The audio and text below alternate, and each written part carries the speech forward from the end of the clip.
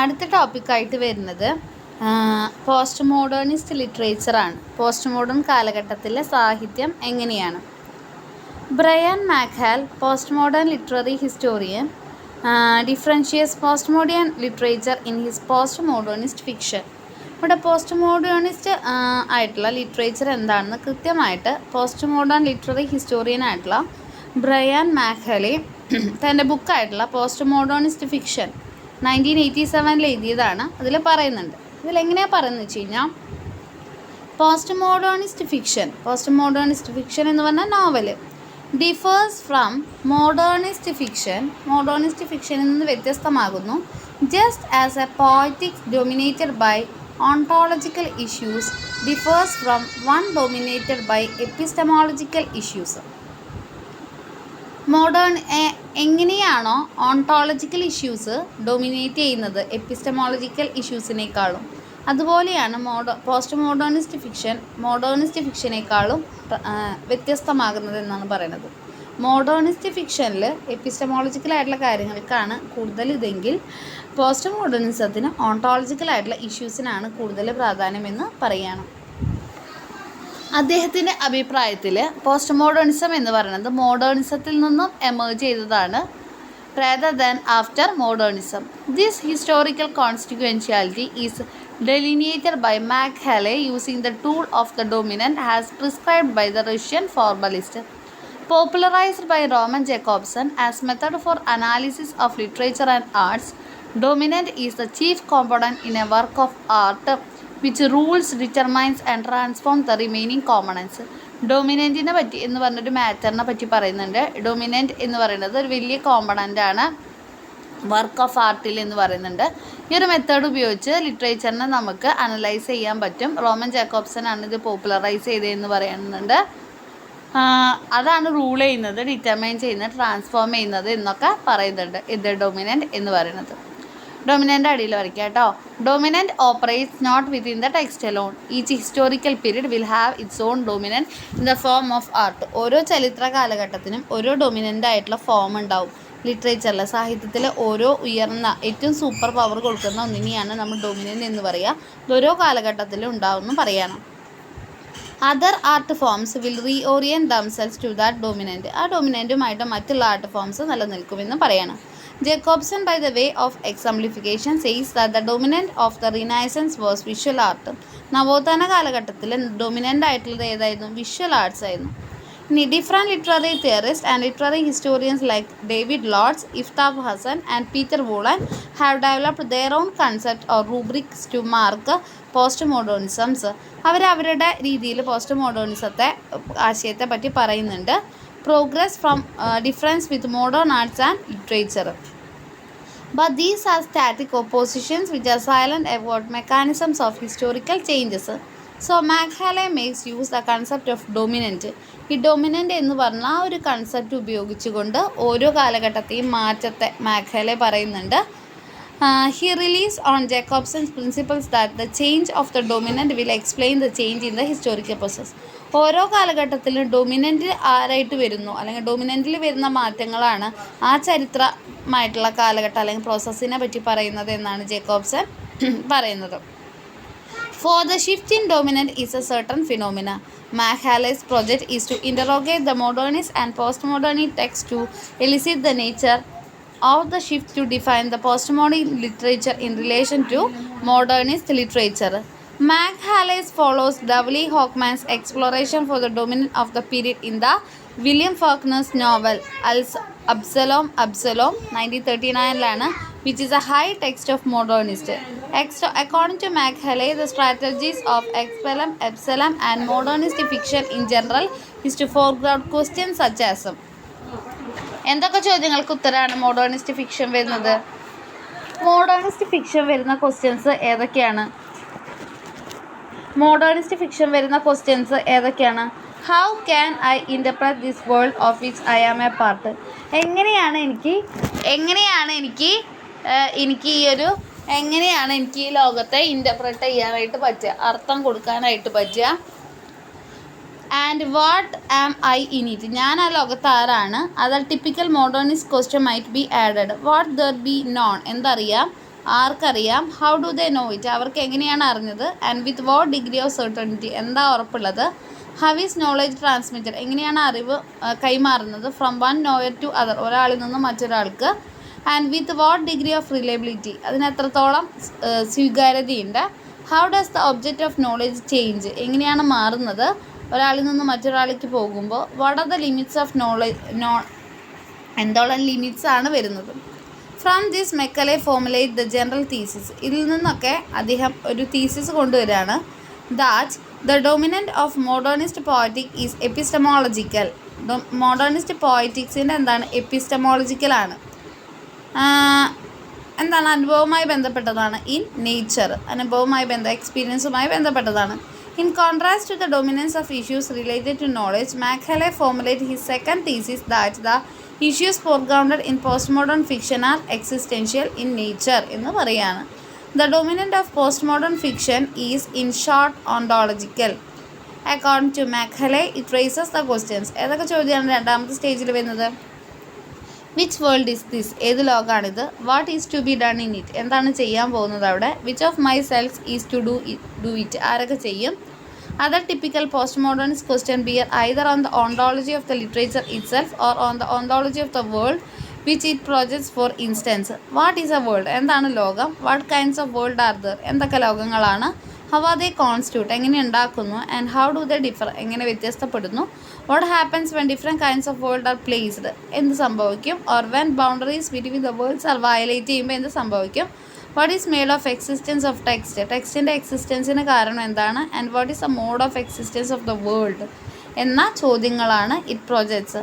How is a projected world structured എന്നൊക്കെ ചോദിക്കുന്നുണ്ട്. Ontological dominant determines the underlying unity of the post-modern text which are diverse in manner, time and theme. അവിടെ ഓണ്ടോളജിക്കാണ് dominance വരുന്നത്. The change of dominant form from modern to postmodern is change from നേരത്തെ പറഞ്ഞ പോലെ epistemological uncertainty ഉറപ്പില്ലായ്മ to ontological plurality or instabilityയിലേക്ക് വരുന്ന മാറ്റാണ്. The epistemological questions of modernist dominant are pursued to end of becoming ontological questions ആയിട്ട് മാറുന്നു. Lead to the questions about existence and beingness. The shift is dominant in but not linear and undirectional but bidirectional and reversible എന്നൊക്കെ പറയുന്നുണ്ട്. Macaulay believes that the postmodern model for literature is not common for all learners. അദ്ദേഹം വിശ്വസിക്കുന്നു സാഹിത്യത്തിൻ്റെ ഈ post modern model എന്ന് പറയുന്നത് സാഹിത്യത്തിൻ്റെ എല്ലാ റേണേഴ്സിനും ഉപയോഗിക്കാൻ പറ്റില്ല, എല്ലാ സംസ്കാരങ്ങളിലും ഉപയോഗിക്കാൻ പറ്റില്ല എന്ന് പറയുന്നു.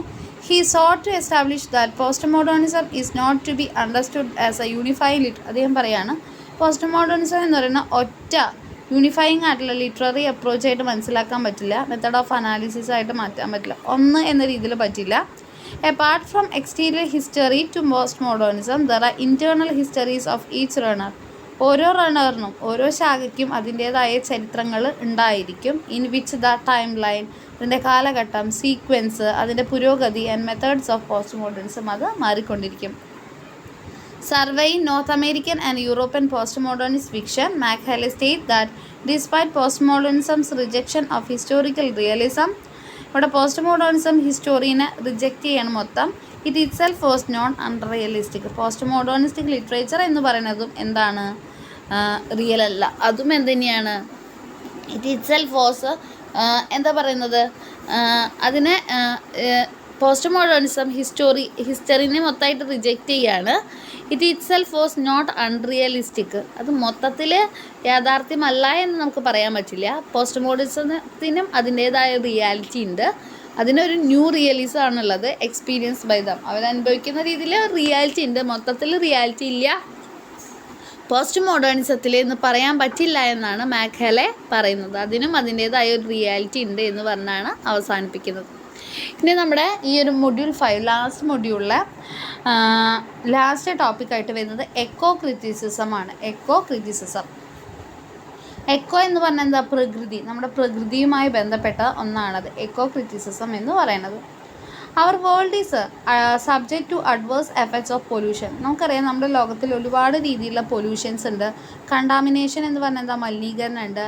ഇൻഡസ്ട്രിയൽ ഇൻഫെക്റ്റഡ് ആയിട്ടുള്ള ബയോ ഡിസാസ്റ്റേഴ്സ് ഉണ്ട്. ഇറ്റ് ഈസ് വെൽ എവിഡൻറ്റ്, നമുക്ക് ഉറപ്പാണ് ദാറ്റ് ഇൻ കണ്ടംപററി ടൈംസ്, ഈ ഒരു കാലഘട്ടത്തിൽ എക്കോസൈഡ്, ഈ ഒരു എന്താ പറയുക, പ്രകൃതിയുമായി ബന്ധപ്പെട്ട മരണങ്ങൾക്ക് ഈ പൊല്യൂഷൻ കൊണ്ടും പ്രകൃതിയിലെ ചൂഷണങ്ങൾ കൊണ്ടും പ്രകൃതി പൊല്യൂട്ട് ചെയ്യുന്നത് കൊണ്ടും ഒരുപാട് മരണങ്ങൾ വരുന്നുണ്ട്. In A society with the ambience of uncontrolled capitalism, കാരണം അതിനൊരു കാരണം എന്താണ്, ക്യാപിറ്റലിസമാണ്. ഒരുപാട് ഇൻഡസ്ട്രീസ് വരികയാണ്. അവരുടെ ഉദ്ദേശം എന്താണ്, പ്രോഫിറ്റ്, കാശ് ഉണ്ടാക്കാമെന്ന് മാത്രമാണ്. ആ രീതിയിൽ അവരെല്ലാം നശിപ്പിക്കുകയാണ്. ഒരു ഡെവലപ്മെൻറ്റൽ പ്ലാൻസുമായി കൊണ്ടുവന്നിട്ട് മൊത്തത്തിൽ പ്രകൃതിയെ നശിപ്പിക്കുകയാണ്. An active involvement has been anticipated. ഇവിടെ റേച്ചൽ കാർലൻ്റെ ഒരു വർക്കിനെ പറ്റി പറയുന്നുണ്ട്. റേച്ചൽ കാർസൻ്റെ വർക്കിൻ്റെ പേര് സൈലന്റ് സ്പ്രിംഗ് എന്നാണ്. 1962 എൻവിറോൺമെൻ്റലിസം റിസീവ്ഡ് ആൻഡ് ഇംപീറ്റസ്. ഒരു പ്രകൃതി സംരക്ഷണം അല്ലെ എൻവിറോൺമെൻ്റലിസത്തിന് അവിടെ പ്രാധാന്യം കൊടുക്കണം. ഈ ഒരു വർക്കിൽ വൈഡ് സ്പ്രെഡ് ആയിട്ടുള്ള എക്കോളജിക്കൽ കൺസേൺ, പ്രകൃതിയെ പറ്റിയുള്ള ഒരു ആശങ്ക നമുക്ക് കാണാനായിട്ട് പറ്റും. Also with a section of critics trying to found out how environment and ecological issues are addressed in our literary empires. എങ്ങനെയാണ് പ്രകൃതിയുമായി ബന്ധപ്പെട്ട പ്രശ്നങ്ങൾ അല്ലെങ്കിൽ നമ്മുടെ എക്കോളജിയായിട്ട് ബന്ധപ്പെട്ട പ്രശ്നങ്ങൾ ലിറ്ററേച്ചറിൽ കാണിച്ചത് എന്നതിനെക്കുറിച്ച് ഇവിടെ പറയുന്നുണ്ട്. വില്യം റൂക്രേറ്റ് ആണ് ദ എക്കോ ക്രിറ്റിസിസം എന്ന് പറഞ്ഞ ടേം കോയിൻ ചെയ്യുന്നത് 1978. അതെന്തിനാണെന്ന് വെച്ച് കഴിഞ്ഞാൽ to denote an application of ecological concepts to study of literature പഠിക്കുമ്പോൾ അല്ലെങ്കിൽ ആ പഠനവുമായി ബന്ധപ്പെട്ടിട്ട് എക്കോളജിക്കൽ കൺസെപ്റ്റ്സിനെ, പ്രകൃതിയുമായി ബന്ധപ്പെട്ട ആശയങ്ങളെ ആ ലിറ്ററേച്ചറിലേക്ക് അപ്ലൈ ചെയ്യാനാണ് വില്യം റൂക്കേർട്ട് എക്കോ ക്രിറ്റിസിസം എന്ന് പറഞ്ഞ ടേം 1978 കോയിൻ ചെയ്യുന്നത്. Charlie Glotfelty, one of the founding theorist of ecocriticism, define it as, എന്താ എക്കോ ക്രിറ്റിസിസം പറഞ്ഞാൽ, the study of relationship between literature and physical environment, പ്രകൃതിയും അതുപോലെ തന്നെ സാഹിത്യവും തമ്മിലുള്ള ബന്ധം, അതിനെ പറ്റിയുള്ള പഠനത്തെയാണ് എക്കോ ക്രിറ്റിസിസം എന്ന് പറയുന്നത്. It is an earth centred approach, ഇത് ഭൂമിയെ സെൻറ്റർ ആക്കിയിട്ടുള്ള ഒരു അപ്രോച്ചാണ് ടു ലിറ്റററി സ്റ്റഡീസ്, അങ്ങനെ സാഹിത്യം പഠിക്കാം. Ecocritic subjects literary work to an ecocentric analysis ആണ് അവിടെ നടക്കുന്നത്. To find how nature is presented or represented it, സാഹിത്യത്തിൽ എങ്ങനെയാണ് പ്രകൃതിയെ പ്രസൻറ്റ് ചെയ്തിട്ടുള്ളത് എന്ന് നമുക്ക് ഇതിൽ നിന്ന് കാണാൻ പറ്റും. ദേ അപ്ലൈ എക്കോസെൻട്രിക് കൺസെപ്റ്റ്, പ്രകൃതിയുമായി ബന്ധപ്പെട്ട കൺസെപ്റ്റുകൾ അപ്ലൈ ചെയ്യാണ്. In the reading of nature, പ്രകൃതി വായനയുടെ രീതിയിൽ, അല്ലെങ്കിൽ culture in literature. Eco criticism give special importance to nature, eco criticism പ്രകൃതിക്ക് കൂടുതൽ പ്രാധാന്യം കൊടുക്കുകയാണ് പ്രകൃതിയെ പറ്റി എഴുതാൻ. They both incorporate and apply scientific and ecological methods apply ചെയ്യുന്നു as well as information into the reading, വായനയിൽ of literary text. It is a political mode of analysis, ഒരു രാഷ്ട്രീയപരമായിട്ടുള്ളതെന്ന് വേണമെങ്കിൽ പറയാം, of nature in literature. Eco critics do not limit their enquiry and analysis within the disciplinary bounds. The professed commitment to the environment and its protection is manifest. പ്രകൃതി സംരക്ഷണം, പ്രകൃതിയോടുള്ള commitment ഒക്കെ നമുക്കിതിൽ കാണാൻ പറ്റും. കേറ്റ് സോപ്പേഴ്സ് impassioned declaration in her book What is Nature? That it is not language which has a wall in its own ozone layer.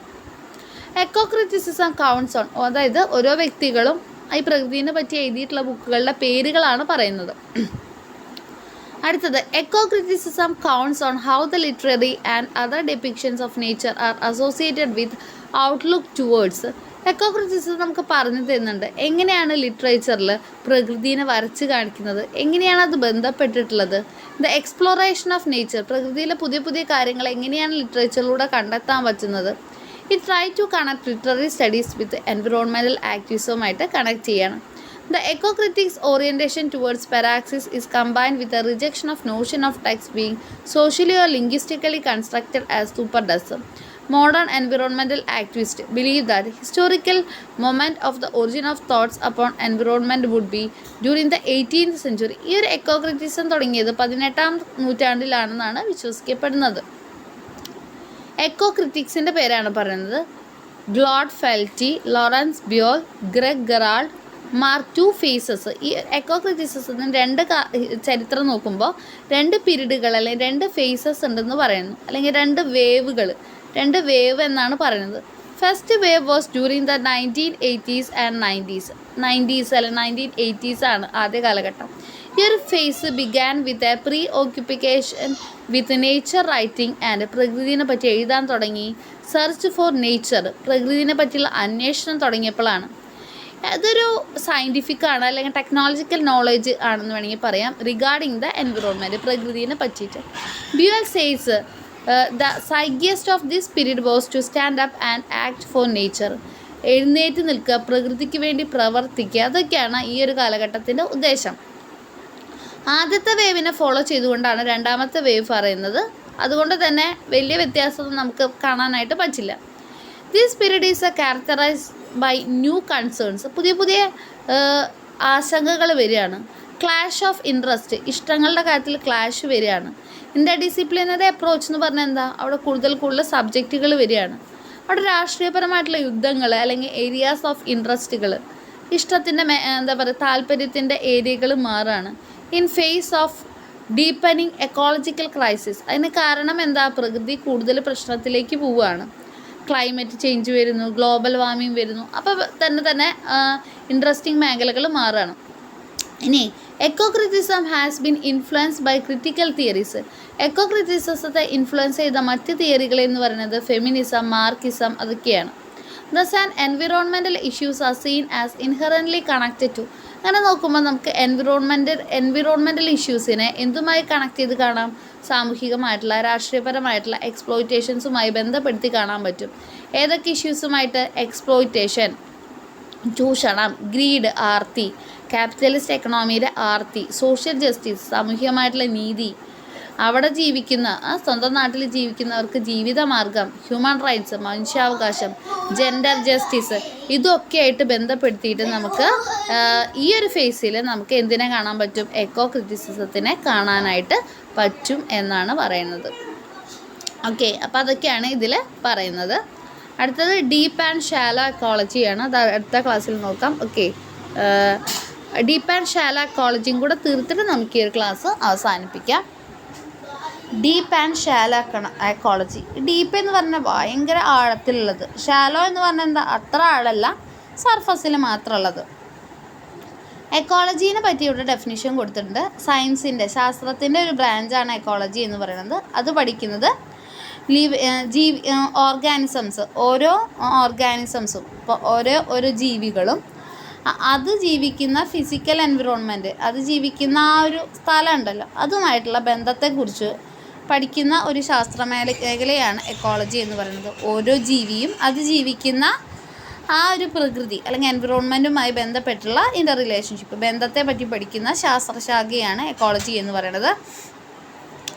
But deep and shallow ecology അത് two philosophical approaches. പ്രകൃതിയുമായി ബന്ധപ്പെട്ട് നോക്കുമ്പോൾ രണ്ട് രീതിയിൽ എക്കോളജിനെ ഡിവൈഡ് ചെയ്യാം. Deep ecology, shallow ecology. Deep ecology calls for a biocentric ഒരു biocentric ആയിട്ടുള്ള റീഓറിയൻറ്റേഷനാണ് നമുക്ക് ഡീപ്പ് എക്കോളജിയിൽ കാണാം. ഒരു in this sense it also denotes a social movement എന്ന് വേണമെങ്കിൽ പറയാം. Deep ecologies asserts that, deep ecologies പറയുന്നത് അവർ തിങ്കിങ്, നമ്മുടെ ചിന്ത, നമ്മുടെ പേഴ്സ്പെക്റ്റീവ്സ്, കാഴ്ചപ്പാടുകൾ, നമ്മുടെ പ്രവൃത്തികൾ, locate man at the centre of universe. ഇതൊക്കെയാണ് ഒരു മനുഷ്യൻ്റെ ചിന്തകൾ, കാഴ്ചപ്പാട്, പ്രവൃത്തി, ഇതൊക്കെയാണ് മനുഷ്യനെ യൂണിവേഴ്സിൻ്റെ സെൻറ്ററാക്കി മാറ്റുന്നത് എന്നാണ് പറയുന്നത്. ഇതൊരു ആന്ത്രോപ്പോസെൻട്രിക് ആറ്റിറ്റ്യൂഡാണ്. ആന്ത്രോപ്പോസെൻട്രിക് ആറ്റിറ്റ്യൂഡ് എന്ന് പറഞ്ഞാൽ എന്താ, മനുഷ്യൻ ലോകത്തിൻ്റെ സെൻറ്റർ ആവുന്ന അവസ്ഥ. അതാണ് ഡീപ്പ് എക്കോളജി എന്ന് പറയുന്നത്. അവിടെ മനുഷ്യനാണ് സെൻറ്റർ എന്ന് പറയുന്നത്. അപ്പോൾ ഷുഡ് ബി റാഡിക്കലി ചേഞ്ച്ഡ്, അത് മാറണം ടു എൻഷ്യൂർ എക്കോളജിക്കൽ സസ്റ്റൈനബിലിറ്റി എന്ന് പറയുന്നു. ഈ ഒരു ടേം കോയിൻ ചെയ്യുന്നത് നോർവിയൻ ഫിലോസഫറായിട്ടുള്ള ആർനെ നീസാണ് ഈ ഒരു ടേം കോയിൻ ചെയ്യുന്നത് 1973. He associated the term with the ecological views propounded by Rachel Carson. Deep ecology എന്ന് പറഞ്ഞ ടേം കോയിൻ ചെയ്യുന്നതാണ് ആർനെ നീസ് എന്ന് പറഞ്ഞത് കേട്ടോ. ഡീപ്പ് എക്കോളജി എന്ന് പറഞ്ഞ ടേം കോയിൻ ചെയ്യുന്നത് ആർനെ നീസ് ആണ് കേട്ടോ. Deep ecology calls, deep ecology എന്ന് പറഞ്ഞാൽ ആന്ത്രോപ്പോസെൻട്രിക് ആണ് എന്ന് പറഞ്ഞാൽ മനുഷ്യനാണ് ലോകത്തിൻ്റെ സെൻറ്റർ എന്ന് പറയുന്ന ഒന്നാണ് ഡീപ്പ് എക്കോളജി. ടേം കോയിൻ ചെയ്തത് ആർനെ നീസ് ആണ്. Deep ecology calls for A fundamental rethinking of human perspective of environment. Nice advances the argument that non-human organisms in the environment have an intrinsic value independent of human evaluation. Naess കുറച്ചും കൂടെ പുരോഗമിച്ചുകൊണ്ട് പറയുന്നുണ്ട്, non human ആയിട്ടുള്ള ഓർഗാനിസത്തിനും എൻവിറോൺമെൻറ്റിൽ എന്താണ് ഒരു intrinsic ആയിട്ടുള്ള value ഉണ്ട് എന്ന് പറയുന്നുണ്ട്. We should not value nature and other organisms in terms of their usefulness to us. അദ്ദേഹം പറയുന്ന മറ്റൊരു കാര്യം, ഓരോ വസ്തുവും നമുക്ക് എന്തോരം ഗുണമുണ്ട് എന്ന രീതിയിൽ അതിന് മൂല്യം കൊടുക്കാൻ പാടില്ല എന്ന് പറയുന്നു. He feels that and emotional bond should be build with nature. പ്രകൃതിയുമായിട്ട് നമുക്കൊരു വൈകാരികമായിട്ടുള്ള ബന്ധമാണ് വേണ്ടത്, അല്ലാതെ ബുദ്ധിപരമായിട്ടുള്ളതല്ല, ഇമോഷണൽ ആയിട്ടുള്ളതാണ് വേണ്ടതെന്ന് പറയുന്നു. Deep ecology indicts western philosophy for nurturing and anthropocentric attitude and thus accelerating environmental degradation. It seeks to reverse the separation between nature and culture. ആ ഒരു സെപ്പറേഷൻ ആവശ്യമില്ല എന്നാണ് പറയുന്നത്. Human life become Fuller and more meaning only in the natural environment. പ്രകൃതിയുമായി ഇഴുകി ചേർന്നാലേ മനുഷ്യ ജീവിതത്തിന് ഫുള്ളായിട്ടുള്ളൊരു അർത്ഥം കിട്ടുള്ളൂ എന്ന് ഇവർ പറയുന്നുണ്ട്, ഡീപ്പ് എക്കോളജിക്കാർ പറയുന്നുണ്ട്. Deep ecology's insistence on ecocentrism has often invited criticism that it antagonises human interest and disregards essential priorities of human life. Deep എക്കോളജീനെ ചില രീതിയിൽ വിമർശിക്കുന്നുണ്ട്. അവർ പറയുന്നത് മനുഷ്യൻ്റെ പ്രയോറിറ്റിക്ക് ഡീപ്പ് എക്കോളജി പ്രാധാന്യം കൊടുക്കുന്നില്ല, മനുഷ്യൻ്റെ ഇൻട്രസ്റ്റിന് പ്രാധാന്യം കൊടുക്കുന്നില്ല എന്നൊക്കെ പറഞ്ഞതിനെ കുറ്റപ്പെടുത്തുന്നുണ്ട്. But this is not valid criticism. ഇതൊരു വാലിഡ് ആയിട്ടുള്ള ഒരു വിമർശനമൊന്നുമല്ല എന്നാണ് നേസിസ് പറയുന്നത്. Environmental ethics is an integral part of deep ecology. Deep എക്കോളജിയുടെ ഒരു വലിയൊരു ഘടകമായിട്ട് പ്രകൃതിയോട് നമുക്ക് കുറച്ച് മൂല്യങ്ങളുണ്ട്, എത്തിക്സ് ഉണ്ട്, അതിന് പ്രാധാന്യം കൊടുക്കുന്നുണ്ട്. ദ ഐഡിയൽസ് ഓഫ് മഹാത്മാഗാന്ധിയുടെ ആശയങ്ങൾ ആൻഡ് ഈസ്റ്റേൺ റിലീജിയൻസ് ആയിട്ടുള്ള ബുദ്ധിസത്തിൻ്റെ ആശയങ്ങൾ, ഇതൊക്കെ എൻവിറോൺമെൻറ്റൽ എത്തിക്സുമായിട്ട് ബന്ധപ്പെട്ടതാണെന്നൊക്കെ പറയുന്നുണ്ട്. The basic principles known as 8-point platform for deep ecology. 8 ആശയങ്ങളാണ് ഡീപ്പ് എക്കോളജിക്ക് വരുന്നത്. അത് ഡ്രാഫ്റ്റ് ചെയ്തത് ആരാ? ആർനെസ് നേഴ്സ് ആണ്. അദ്ദേഹം തന്നെയാണ് ഡീപ്പ് എക്കോളജി എന്ന് പേര് കൊടുത്തതും. ഇവിടെ ഈ ഒരു പ്രിൻസിപ്പിൾസ് കൊണ്ടുവരുന്ന 2 പേരാണ്, ആർനെ നേഴ്സും ജോർജ് സെഷൻസും കൂടിയാണ് ഡീപ്പ് എക്കോളജിയുടെ 8-point പ്ലാറ്റ്ഫോം എന്ന് പറഞ്ഞിട്ട് കൊടുത്തിട്ടുള്ളത്. 8 എണ്ണമാണ് അവിടെ വരുന്നത്. ഏതൊക്കെയാണെന്ന് നമുക്ക് നോക്കാം. ഒന്നാമത്തത്, the wellbeing and flourishing of human and non human life on earth have value in themselves. Non human ലൈഫായാലും, അതായത് ജീവനില്ലാത്തതായാലും ജീവനുള്ളതാണെങ്കിലും അതിൻ്റെ നല്ല രീതിയിലുള്ള നിലനിൽപ്പിനും ഫ്ലറിഷിങ്ങിനും രണ്ടിനും എന്തുണ്ട്? ഒരേപോലെ തന്നെ മൂല്യം ഉണ്ട്. നോൺ ഹ്യൂമൻ തിങ്സിനും ഹ്യൂമൻ ലൈഫിനും നോൺ ഹ്യൂമൻ ലൈഫിനും ഒരേപോലെ തന്നെ മൂല്യം ഉണ്ട്. ഈ വാല്യൂസ് എന്താണ്? ഇൻഡിപെൻഡൻ്റ് ആണ്, ഒന്നും ഡിപ്പെൻഡൻ്റ് അല്ല.